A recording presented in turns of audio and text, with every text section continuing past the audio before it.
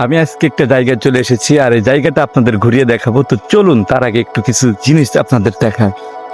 তার ভিতরে দেখুন, এই গাছের উপরে কিন্তু একটা পাখি এসে পড়েছে, বাচ্চা একটা পাখি। তো দেখতেছেন ওই যে ছোট করে বসে আছে, ওই যে ওখানে পাখিটা কিন্তু উঠতেছে না, বসে আছে।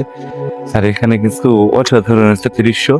এই সামনের দিকে দেখতেছেন এই যে কৃষকরা কিন্তু কাজ করতেছে বিলের ভিতরে। আর এটা একটা ঘের না, আর চলুন একটু ঘেরের ভিতরে যে নেমে দেখি কি অবস্থা। ছোট্ট একটা ঘের।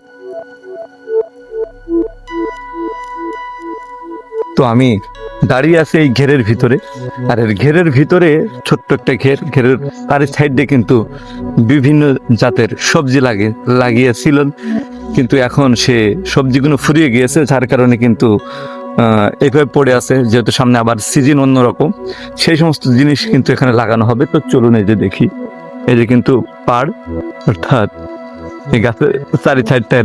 আর এখানে দেখেন ছোট্ট একটা ডিঙ্গি পড়ে আছে নৌকার মতন। সেগুলো মনে করেন কৃষকরা বন্যা হলে কিন্তু এই নদীতে চারি সাইডে যখন সবজি গাছ লাগানো হয়, সে সময় কিন্তু এটাকে ব্যবহার করে তারা।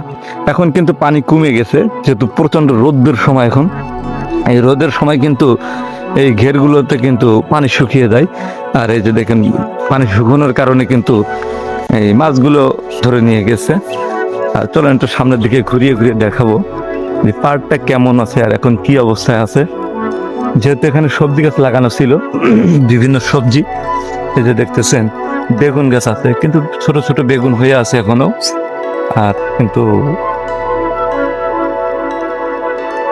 প্রতিটা গাছ কিন্তু এখনো সেভাবে পড়ে আছে।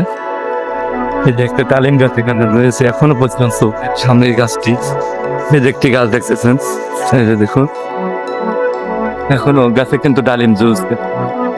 আসলেই প্রাকৃতিক যে সৌন্দর্যটা, সেটা কিন্তু গ্রাম বাংলার গ্রামের ভিতরে আসলে দেখা যায় সুন্দরতম দৃশ্যগুলো। ঘেরের পাড় দিয়ে এই যে সুন্দর বাতাস বয়ে যাচ্ছে। এখানে একটা পাখি মানে গাছ আছে, সাইডে কিন্তু মানুষের কৃষকরা ধান কাটতেছে। আর এই যে কিন্তু তার সাইডটা আপনাদের পুরোটা দেখাতে পারবো কিনা জানি না। তো দেখুন প্রতিটা কিন্তু এই সাইডে যে গাছের সাইডে কিন্তু বিভিন্ন লাউ হয়, বিভিন্ন জাতের সবজি হয়। এখানে কিন্তু বিভিন্ন জাতের সবজি হয়। যেহেতু এখানে কৃষকরা ধান কাটতেছে, ওখানে কিন্তু সেভাবে সবকিছু আছে। এই পুরো ঘেরটা কিন্তু এভাবে, এই যে দেখেন ছোট্ট ঘের, কিন্তু ঘেরের চারি সাইডে কিন্তু বিভিন্নতা লাগিয়েছে ওনারা, যার কারণে এখানে এখন কিন্তু সব উঠে নিয়ে গেছে, খালি বেগুন গাছই পড়ে আছে এখানে। আর আপনাদেরকে ঘুরিয়ে ঘুরিয়ে দেখানোর চেষ্টা করেছি আমি যতটুকু পেরেছি এখানে, যা দেখানোর মতন।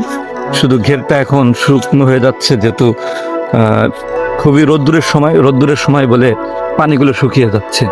আর এই পাড় দিয়ে কিন্তু আমার পিছন দিয়ে দেখতেছেন, পাড় দিয়ে কিন্তু বিভিন্ন সময় বিভিন্ন সিজনে কিন্তু এই শাকসবজিগুলো লাগানো হয়। এখন কিন্তু সিজন মানে এইগুলো ফুরিয়ে যাচ্ছে, যার কারণে কিন্তু এখন বেগুন শেষ হয়ে যাচ্ছে। বিভিন্ন সময় বিভিন্ন জাত কিন্তু এখানে লাগানো হয়। তো দেখা হবে অন্য কোনো ভিডিওতে ইনশাল্লাহ। সে পর্যন্ত ভালো ভালো ভিডিও পেতে অবশ্যই চ্যানেলটি সাবস্ক্রাইব করে রাখবেন, পাশে থাকবেন, অবশ্যই ভালোবাসা দিয়ে রাখবেন।